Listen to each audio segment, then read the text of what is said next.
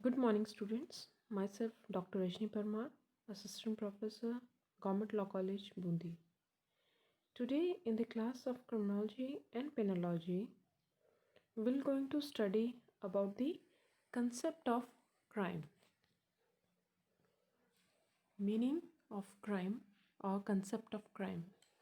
As we have studied in the previous class about the definitions of crime, हमने background पढ़ा कि crime क्या क्या जो है कैसे डेवलप हुआ और क्राइम डेवलप होने के साथ साथ हमने उसको जो है उसके रोकने के तरीके या उसको कंट्रोल करने के प्रोहिबिट या रिस्ट्रिक्ट करने के तरीके जो हैं वो सोसाइटी ने क्या क्या अपनाए 18-19 सेंचुरी में 20th सेंचुरी में और उसके बाद उसमें क्या क्या डेवलपमेंट्स हुई हैं। क्राइम भी डेवलप हुआ है और क्राइम के साथ उसको रोकने के जो तरीके हैं वो भी डेवलप हुए हैं। उसके बाद हमने पढ़ा कि कुछ जो क्रिमिनोलॉजिस्ट हैं उन्होंने क्राइम की डेफिनेशन दी। कुछ लोग मानते हैं कि क्राइम जो है वो आपका माना जाता है कि any wrongful act which is prohibited by law, जहाँ पे लॉ जिसको प्रोहिबिट करता है उसको क्राइम कहते हैं। किसी क्रिमिनोलॉजिस्ट ने कहा कि कोई सोसाइटी के अगेंस्ट एक्ट है उसको क्राइम माना गया है। कोई ये कहता है कि अगर राज्य के विरुद्ध है, स्टेट के विरुद्ध है तो वो क्राइम कहा जाएगा। कोई ये कहता है कि आपकी मानसिकता अगर कोई भी गलत कार्य करने की है तो वो क्राइम माना जाएगा। इस तरीके से बहुत सारी अलग अलग जो है परिभाषाएं दी क्रिमिनोलॉजिस्ट ने और उसके बाद हमारे पास एक कंक्लूसिव डेफिनेशन आई जिसको कि हम क्राइम मानते हैं और उसी के बेसिस पे हम डिफरेंट क्राइम्स की जो इंग्रेडिएंट्स हैं या ये डिसाइड करते हैं कि ये क्राइम है और उसी के अकॉर्डिंग उसकी पनिशमेंट जो है वो डिसाइड करते हैं। तो आइए हम पढ़ते हैं meaning of crime. Meaning of crime जो है वो है आपका crime equals to mens rea plus actus rea. Mens rea plus actus reus. Mens rea आप लोग जानते ही हैं, एक बार मैं फिर से बता दूं, किसी भी रॉन्गफुल एक्ट को करने की, इलीगल एक्ट को करने की मानसिकता, उसको हम मेंस रिया कहते हैं। प्लस एक्टस रियस, किसी भी कार्य को किया जाना या गलत जो कार्य आपको करना चाहिए वह नहीं करना। एक्ट और ओमिशन, आईपीसी की डेफिनेशन में आप देखते हैं कि किसी जो रिस्ट्रिक्टेड है, प्रोहिबिटेड है जो कार्य, उसको करना, निषेध कार्य को करना, या जो आपको करना चाहिए, जो आपका कर्तव्य है उसको नहीं करना, दोनों ही इलीगल एक्ट की डेफिनेशन में आते हैं। एक्ट मीन्स ओमिशन ऑल्सो, ठीक है। जो आपको करना चाहिए और आप नहीं कर रहे हैं वो भी क्या है कि ऑफेंस में आता है। जैसे कि लेटेस्ट एग्जांपल देख लीजिए अभी कि मास्क लगाना आपको करना चाहिए और आप नहीं लगाते हैं, दैट इज़ एन ओमिशन। तो वो क्या है कि वो भी आपके ऑफेंस में काउंट होता है, ठीक है। तो कोई भी कार्य जिसकी जो कोई व्यक्ति करता है उसकी मानसिकता जो है, इंटेंशन हाउ उस गलत कार्य को करने की, अपराध को कारित करने की, और साथ साथ वो एक्ट और ओमिशन किया जाए, वो कृत्य किया जाए, तब वो क्राइम कॉन्स्टिट्यूट होता है। तो ये दोनों इंग्रेडिएंट्स जो हैं, ये दोनों कंटेंट्स मस्ट होते हैं क्राइम कॉन्स्टिट्यूट करने के लिए। इनको असेंशियल्स भी कहते हैं। और अगर दोनों में से एक चीज़ मौजूद ना भी हो तो वो एक्सेप्शन में आता है। जैसे कि मेंस रिया अगर नहीं है, सिर्फ एक्ट हुआ है, तो भी वो क्राइम कहा जा सकता है। लेकिन वो इस ये जो प्रिंसिपल है कि crime is equal to mens rea plus actus rea, इसका एक्सेप्शन होता है। ऐसे ही अगर एक्टस रियस नहीं है, केवल मेंस रिया है, जैसे कि कॉन्स्पिरेसी जिनको हम कहते हैं, एक्ट नहीं हुआ, केवल षड्यंत्र रचा गया, तो वो भी इस प्रिंसिपल की एक्सेप्शन में आता है, ठीक है। तो इस तरीके से जनरली मैक्सिमम क्राइम्स जो हैं, 90% क्राइम्स ऐसे होते हैं जिनमें कि ये दोनों कंटेंट्स मौजूद होते हैं। मेंस रिया भी होना चाहिए, मेंस रे प्रूव करना है और उसके एक्टस रियस कि वो एक्ट कमिट हुआ है वो प्रूव करना है, तभी वो क्राइम कॉन्स्टिट्यूट होगा। अब हम इसके पढ़ते हैं इंग्रेडिएंट्स, क्या क्या चीज़ें हैं जो कि क्राइम को प्रूव करने के लिए ज़रूरी होती हैं। पहली चीज़ है it must be committed by an human being. आप आईपीसी में पहली चीज़ जो देखते हैं वो ये है कि ये जो बनाया गया है स्टैट्यूट, ये human being an offence committed by an human being to an human being. कोई भी, जैसे कि अब पुराने टाइम में एनिमल्स भी होते थे, अगर वो कोई ऑफेंस कमिट करते थे तो एनिमल्स को भी पनिशमेंट दी जाती थी। ठीक है, जैसे बुल ने किसी को मार दिया है तो बुल को पनिश किया जा रहा है। अगर रैट ने किसी की फील्ड को ख़राब कर दिया है, क्रॉप को ख़राब कर दिया है तो उसको पनिश किया जा रहा है ना। तो एलिफेंट है, उसने जो है किसी का घर डिस्ट्रॉय कर दिया है तो उसको पनिशमेंट दिया जा रहा है। तो पहले एनिमल्स को भी पनिशमेंट दी जाती थी, दैट इज़ लॉन्ग बिहाइंड, अभी बहुत पुरानी वो प्रथा थी। लेकिन अभी फिर हमने उसको जो है उसको नेगलेक्ट करते हुए, मान लीजिए कि अगर किसी का डॉग जो है किसी व्यक्ति को काट लेता है तो वो जो है डॉग को पनिश नहीं किया जा सकता। हाँ, कंपनसेट किया जा सकता है, उसको एक हम अलग कैटेगरी में डालेंगे क्योंकि नुकसान तो उस व्यक्ति को हुआ है, लेकिन वो लायबिलिटी किसकी होगी? हम ऐसे एनिमल्स को उसकी प्रॉपर्टी मान के उसके द्वारा जो उसका मालिक है उसकी लायबिलिटी ठहराते हैं, लेकिन वो डायरेक्टली पनिश एनिमल नहीं होगा। तो कोई भी कार्य जो है हम यहाँ पे अपराध उसी को मानते हैं यदि वो किसी मनुष्य के द्वारा किया गया हो, ह्यूमन बीइंग के द्वारा किया गया हो, और वो नुकसान भी किसी ह्यूमन बीइंग का हो। जैसे अभी आप कहें कि भी चोरी है, प्रॉपर्टी को नुकसान है, तोड़ फोड़ है, तो वो भी अगर प्रॉपर्टी किसी को बिलोंग करती है तो वो क्या कहलाएगी? वो उस ह्यूमन बीइंग का ही नुकसान कहलाएगा, उस मनुष्य का, उस व्यक्ति का नुकसान कहलाएगा। तो अल्टीमेटली क्या होगा? An act, an offence committed by an human being to an human being. ठीक है, ये ध्यान रखने वाली चीज़ है कि क्राइम हमेशा एक मनुष्य के द्वारा, एक व्यक्ति के द्वारा अन्य व्यक्ति को किया जाए वही आपके क्राइम माना जाएगा प्रेजेंट आपके स्टैट्यूट के अनुसार। नेक्स्ट है intention to do a wrongful act. जैसा कि हमने अभी बताया mens rea is a guilt intention.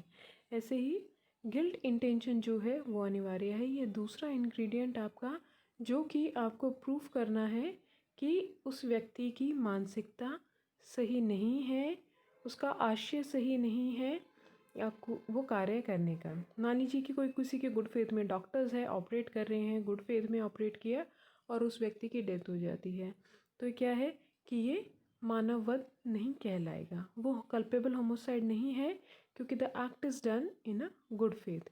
लेकिन कोई नेग्लिजेंस से अगर कोई ऑफेंस करता है, नेग्लिजेंस भी जो है ये इंटेंशन में आती है कि there must be a duty to take care में, मतलब कि आपने अपना फुल कॉन्शियसनेस से, पूरे ध्यान से, केयर से उसको ऑपरेट नहीं किया या उसको जो है आपने ट्रीटमेंट नहीं दिया है। तो नेग्लिजेंस जो है वो भी गिल्ट इंटेंशन में आती है कि आपकी इंटेंशन सही नहीं रही या आपने लापरवाही की, मतलब मानसिकता जो थी आपकी उसमें कहीं ना कहीं कोई खामी थी। तो मानसिकता होना पहली चीज़ कि मानसिकता भी अनिवार्य है किसी भी क्राइम को प्रूव करने के लिए कि उस व्यक्ति की मानसिकता वह कार्य करने की सही नहीं थी। तीसरी चीज़ आती है, जैसे हमने बताया, एक्ट और ओमिशन। अपराध कारित करने के लिए, ऑफेंस कमिट करने के लिए किसी कृत्य का होना या जो कृत्य आपको करना चाहिए उसको आपको रिफ्यूज़ करना या नहीं करना, है ना। तो ये जो है ये आपका एक इम्पॉर्टेंट इंग्रेडिएंट है कि एक्ट हुआ है। केवल आपने सोचा कि वहाँ पे डकैती डालनी है, चोरी करनी है, और आपने कुछ किया ही नहीं।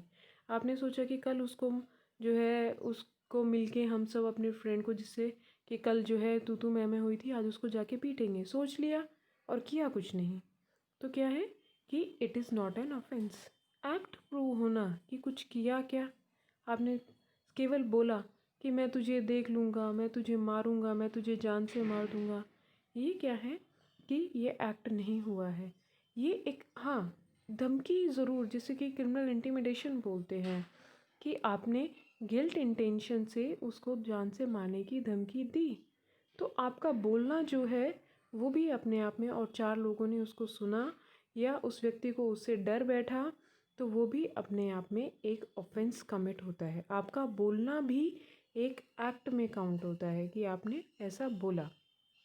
तो बट केवल सोच लेना कि आपने मन ही मन में सोच लिया कि कल मुझे ऐसा करना है, या हम जो है चोरी करते हैं, डकैती डालते हैं या किसी व्यक्ति को मारते हैं, केवल आपकी मानसिकता रखना, अपने मन ही मन में सोचना या अपने दिमाग में ये चीज़ रखना, वो अपने आप में ऑफेंस प्रूव नहीं करती है।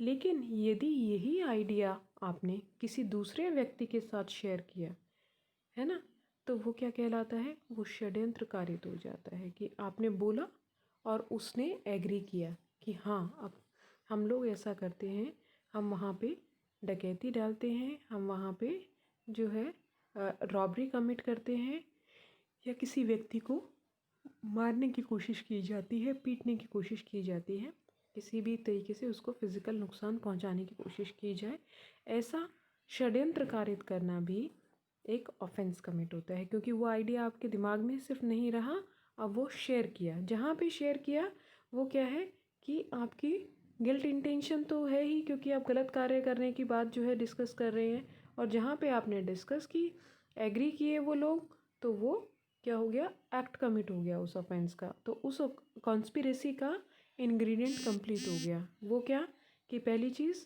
आपने इंटेंशन रखी गलत कार्य करने की, और उसके साथ आपने उसको शेयर किया, तो ये क्या हुआ, ये कॉन्स्पिरेसी कॉन्स्टिट्यूट हो गई। तो ये जैसे हमने अभी बताया कि इसमें आपका एक्ट कमिट होना, एक्ट कमिट हुआ लेकिन इंजरी कॉज नहीं हुई, तो इंजरी इज़ नॉट असेंशियल। तो इसमें जो है ये एक्सेप्शन आ जाता है कि एक्ट जो है वो कंप्लीट नहीं हुआ है, लेकिन जो उसका रिक्वायरमेंट है कि आपने अपना आइडिया शेयर किया, तो वो एक्टस रियस के भी 2 पार्ट होते हैं कि एक्ट और ओमिशन प्लस इंजरी, कि उसको जो है नुकसान पहुंचा है, उसे क्षति पहुंची है।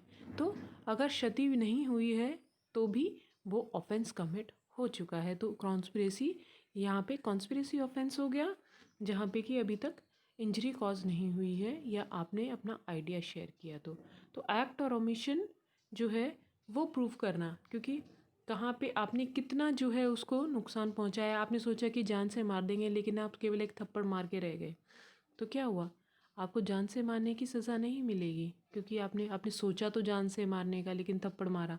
तो क्या है कि यहाँ पे आपको असॉल्ट की पनिशमेंट मिलेगी, क्योंकि एक्ट जो हुआ है उससे हम जज करेंगे कि आपकी इंटेंशन क्या थी। एक्ट से थप्पड़ मारा है बस, तो आपकी इंटेंशन जो है सिर्फ उसको एक फ़िज़िकल जो है हार्म पहुँचाने की थी, बाकी जान से मारने की नहीं थी। जो कार्य हुआ है उसी कार्य के लिए पनिशमेंट होगी। कॉन्स्पिरेसी की तो कॉन्स्पिरेसी के लिए मानसिकता उसी से जो है आपकी जज की जाएगी। आपने थप्पड़ मारा है तो आपने चाकू चलाया है, गोली चलाई है, उसको किस प्रकार की क्षति पहुंची है, और अगर क्षति नहीं भी पहुंची है, गोली चलाई क्षति नहीं पहुंची है, तो भी अटेम्प्ट टू मर्डर का चार्ज होगा, है ना। तो इस तरीके से अलग अलग स्टेजेस हैं क्राइम के, जहाँ पे कि उसको जो है पनिशमेंट डिसाइड की जाती है। नेक्स्ट इंग्रेडिएंट पे चलते हैं, that is injury cause to an human being. हमने जैसे शुरुआत में बताया कि it must be an act committed by an human being to an human being. तो यहाँ पे क्या है कि इंजरी जो है वो ह्यूमन बीइंग को ही होनी चाहिए, हम एनिमल की बात नहीं कर रहे हैं, क्योंकि एनिमल होगा तो ultimately it belongs to any person, तो वो प्रॉपर्टी को नुकसान, तो वो ह्यूमन बीइंग को नुकसान है। कि आपने किसी की गाय चोरी की है या किसी की भैंस चोरी की है, तो वो क्या है, किसी व्यक्ति की वो प्रॉपर्टी है, तो क्या हुआ, नुकसान किसको हुआ, अल्टीमेटली ह्यूमन बीइंग को ही हुआ है। तो यहाँ पे injury cause to an human being, या फिर आपने कोई फिज़िकली किसी को बॉडीली कोई हार्म पहुँचाया है, तो जैसे कि हमने कहा कि किसी को जो है थप्पड़ मारना या धक्का देना, या हाथ पैर पे कोई नुकसान, आँखों पे, कान पे, किसी भी तरीके से जान से मार देना, ठीक है, बॉडी का कोई जो है पार्ट को कट कर देना, तो ये सब तरीके से ऐसे जो हैं, या डराना धमकाना, या आप जो है जिसको कि हम एप्रीहेंशन, की आपको डर था, जैसे कि असॉल्ट और ये जो रहते हैं, तो ये क्या है कि एप्रीहेंशन ऑन योर माइंड, कि ऐसा हो सकता था आपके साथ, आप घबरा गए उस चीज़ को सोच के, है ना। तो ये भी क्या है, इंजरी इज़ बिन कॉज्ड। ये भी इंजरी में छोटी से छोटी चीज़ की, आप किसी चीज़ से घबरा गए और आपको हो सकता है कि वो सुन के आपको अटैक आ गया, या आप जो है अनकॉन्शियस हो गए कुछ देर के लिए, तो ये सब क्या है, ये भी इंजरी में जो है काउंट होती हैं। तो छोटी से छोटा नुकसान किसी भी प्रकार का, मानसिक या शारीरिक रूप से किसी भी व्यक्ति को, जहाँ पे कि आपकी इंटेंशन सही नहीं है, मानसिकता सही नहीं है किसी व्यक्ति के विरुद्ध, तो वो भी अपने आप में एक ऑफेंस कमिट करती है, क्योंकि आपने उसको क्षति पहुंचाई। ठीक है। इंजरी कॉज्ड, इंजरी से हम अब यहाँ पे जब आप कोई ऑफेंस पढ़ेंगे आईपीसी में, तो आप शुरुआत जो है कहाँ से होती है, आप उस को व्यक्ति को देखते हैं कि उसको क्या क्षति पहुंची है। तो हम जब शुरुआत करते हैं इसको चेक करने की, तो या ऑफेंस को प्रूव करने की, तो हम सबसे लास्ट इंग्रेडिएंट से शुरुआत करते हैं, क्योंकि वही हमारे सामने है कि किसी व्यक्ति को चोट पहुंची। हमें नहीं पता कि उस वक्त उसकी क्या मानसिकता थी, जिस वक्त उसने कार्य किया उस वक्त वो किस पोजीशन में था, कैसे उसने उस पर जो है अपना प्रहार किया। ठीक है। तो ये सब चीज़ें जो हैं हम जज करते हैं, किससे जज करते हैं, इंजरी से जज करते हैं।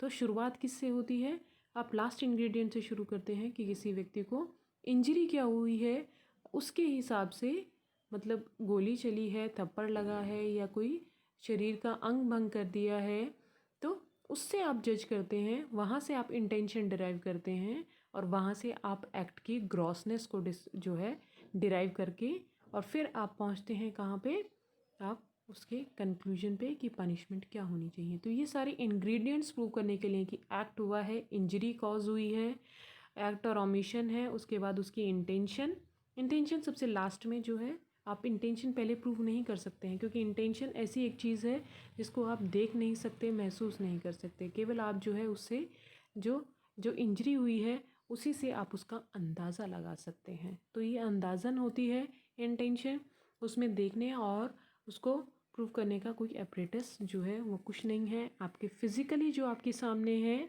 वो है इंजरीज़ और जो एक्ट हुआ है। तो एक्ट भी उस वक्त आप मौजूद नहीं थे क्राइम के समय, तो इंजरी से ही आप एक्ट को एक प्रिज्यूम करते हैं। जैसे कि आपने देखा होगा कुछ इन्वेस्टिगेटिंग जो सीरियल्स आते हैं, उसमें क्या होता है कि यहाँ से गोली चलाई गई होगी, इतने डिस्टेंस से, इस डायरेक्शन से चलाई गई होगी, तब इतनी इंजरी कॉज हुई है। ये सब फॉरेंसिक साइंस के पार्ट्स होते हैं, जिसमें कि जिसके हिसाब से जो है आप पूरे क्राइम सीन को क्रिएट करते हैं। रिक्रिएशन ऑफ क्राइम सीन इसको बोलते हैं। जब इन्वेस्टिगेशन होता है तो इंजरी से क्या है, इंजरी से प्लेस जहाँ पे जिस प्लेस पे कॉज ऑफ एक्शन हुआ है वहाँ पे क्या होता है कि रिक्रिएशन ऑफ क्राइम होता है।